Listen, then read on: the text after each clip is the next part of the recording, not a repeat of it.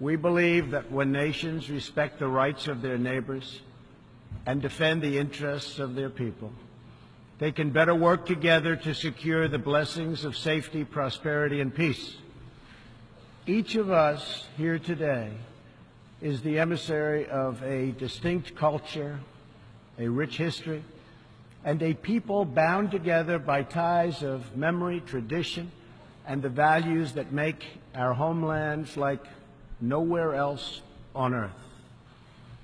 That is why America will always choose independence and cooperation over global governance, control, and domination. I honor the right of every nation in this room to pursue its own customs, beliefs, and traditions.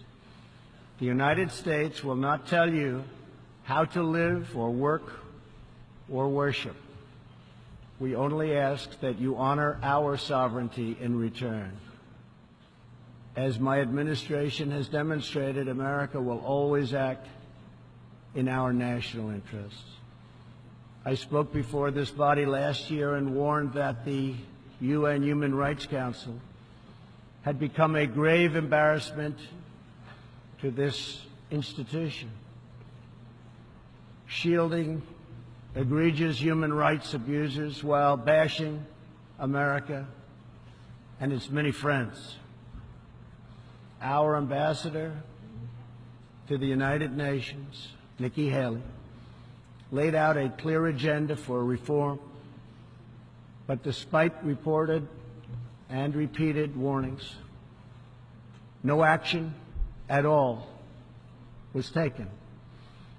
So the United States took the only responsible course. We withdrew from the Human Rights Council, and we will not return until real reform is enacted. For similar reasons, the United States will provide no support in recognition to the International Criminal Court. As far as America is concerned, the ICC has no jurisdiction, no legitimacy, and no authority. The ICC claims near universal jurisdiction over the citizens of every country, violating all principles of justice, fairness, and due process. We will never surrender America's sovereignty to an unelected, unaccountable global bureaucracy. America is governed by Americans. We reject the ideology of globalism, and we embrace the doctrine of patriotism. Around the world, responsible nations must defend against threats to sovereignty, not just from global governments, but also from other new forms of coercion and domination.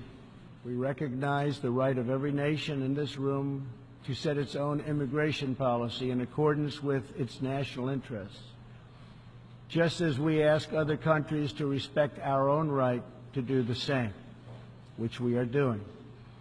That is one reason the United States will not participate in the new global compact on migration.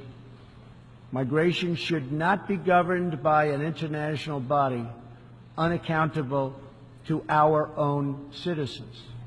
Ultimately, the only long-term solution to the migration crisis is to help people build more hopeful futures in their home countries, make their countries great again.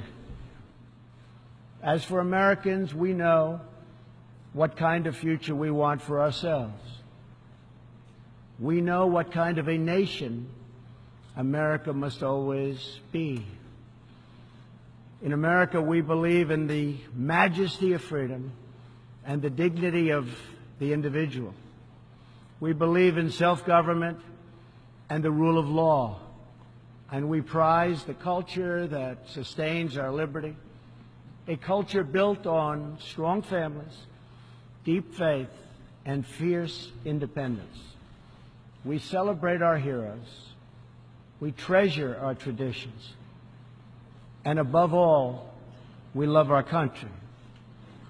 Inside everyone in this great chamber today, and everyone listening all around the globe, there is the heart of a patriot that feels the same powerful love for your nation, the same intense loyalty to your homeland, the passion that burns in the hearts of patriots and the souls of nations has inspired reform and revolution, sacrifice and selflessness, scientific breakthroughs, and magnificent works of art.